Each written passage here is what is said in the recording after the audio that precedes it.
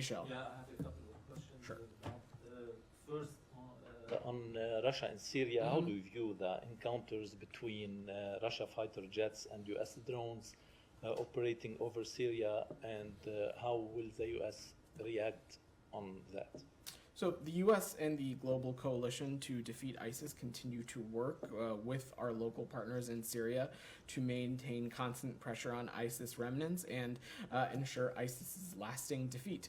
I would reiterate what comments were made by our colleagues at the Department of Defense, that we strongly urge Russian forces in Syria to immediately stop reckless and threatening behavior that could result in the loss of life and adhere to standards of behavior expected of a professional force. For any specifics on this particular incident, though, Michel, I would refer you to our colleagues at the Pentagon. But you made the same request in the past, and Russia didn't stop doing what has done lately, especially on Sunday.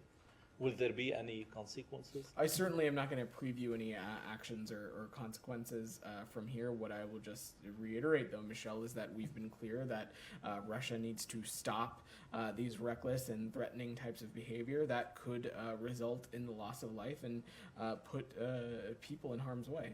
And on Syria, House Foreign Affairs Committee Chairman Michael McCall and Representative Joe Wilson sent a letter to President Biden opposing potential extension of Syria sanctions exemption. Are you planning to extend the exemption?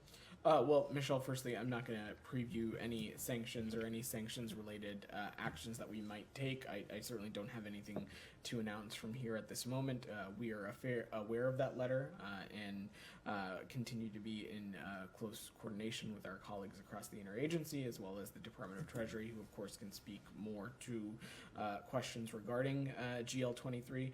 But let me just say that we have been clear, and have been clear about this numerous times, that we strongly support humanitarian access to all Syrians in need through all appropriate modalities.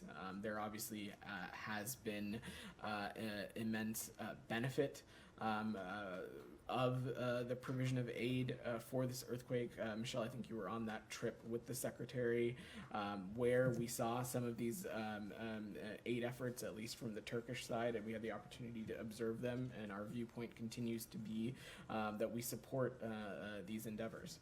And finally, on... Can I just follow up on this? I think he had a follow-up. Let me, and then I'll come right back to you. So I don't want to interrupt Michel. I have a final one on Jordan. Okay, let me come to him, then I'll come back to you. Go ahead. I mean, the United States is in Syria to defeat ISIS, correct? I mean, that is an enterprise that has been largely accomplished.